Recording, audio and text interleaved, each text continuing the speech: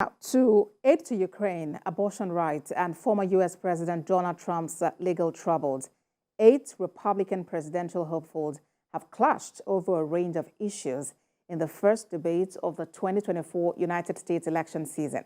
The candidates took the stage in Milwaukee, Wisconsin on Wednesday night, hoping to chip away at Trump's commanding lead in the race for the GOP nomination. The following report takes a look at the key takeaways from the debate.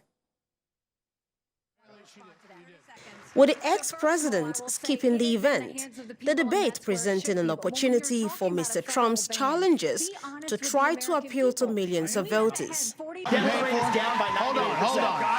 Listen. The White House hopefuls criticized U.S. President Joe Biden's record and had heated exchanges over foreign policy, including U.S. aid to Ukraine and domestic issues ranging from public safety and abortion to education and the American economy. And these green subsidies that Biden has put in, all he's done is help China. Because the candidates also clashed over the ongoing criminal charges against Donald Trump and their support for the former president. Unsurprisingly, many of the candidates hit out against Mr. Biden and his administration's policies. Florida Governor Ron DeSantis, who is widely considered to be Mr. Trump's main challenger in the race for the Republican nomination, said the country is in decline as a result of Mr. Biden's economic policies. On day one, here's the thing. The cartels are killing tens of thousands of our fellow citizens. Other GOP candidates also slammed Democratic Party officials on various issues, including public safety and immigration. With the issue of abortion being a political Achilles heel for Republicans, the party's candidates will face the challenging task of appealing to those supporters during the primaries without alienating the wider U.S. electorate in 2024. Nikki Haley, the former U.S. ambassador to the United Nations, called for consensus on abortion, taking a more moderate stance than most of the rest of the Republican Party. So no Republican president can ban abortions any more than a Democrat president could ban all those state laws. Foreign policy has also been a major source of division in the GOP. During the debate, Mr. Ramaswamy argued against continuing U.S. funding for Ukraine's war effort against the Russian invasion. Ms. Haley slammed Mr. Ramaswamy for his comment, accusing him of choosing Russian President Vladimir Putin, whom she called, quote, a murderer, end quote, over a U.S. ally.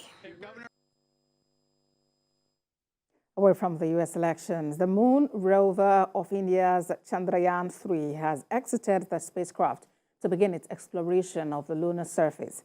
The spacecraft landed on the unexplored south pole of the moon Wednesday evening, days after Russia's Lunar 25 failed, making India the first country to achieve that feat.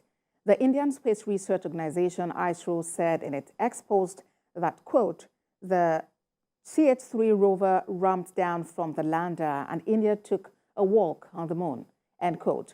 The 6-wheeled solar-powered rover named Pragyan will amble around the relatively unmapped region and transmit images and scientific data over its 2-week lifespan. Accomplished with a budget of about 6.15 billion Indian rupees, this was India's second attempt to touch down on the moon. A previous mission in 2019, Chandrayaan-2, successfully deployed an orbiter, but its lander crashed. Chandrayaan means moon vehicle in Hindi and Sanskrit. Tropical storm Franklin unleashed heavy floods and landslides in the Dominican Republic after making landfall in the country's southern region, killing at least 1 person and leaving 2 others missing.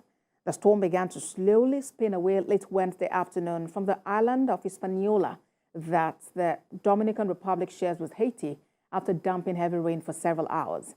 Forecasters warned the storm could drop up to 12 inches of rain in the Dominican Republic, with a maximum of 16 inches for the country's western and central regions. Meanwhile, up to 4 inches of rain are forecast for Haiti, with nearly 8 inches for the country's eastern regions. The civil defense said a man identified as Carlos Marino Martinez died in the city of San Cristobal after being swept away by flood waters. The agency initially said he was one of its volunteers, but later corrected the information, saying it misidentified a uniform he was wearing. They did not provide further details.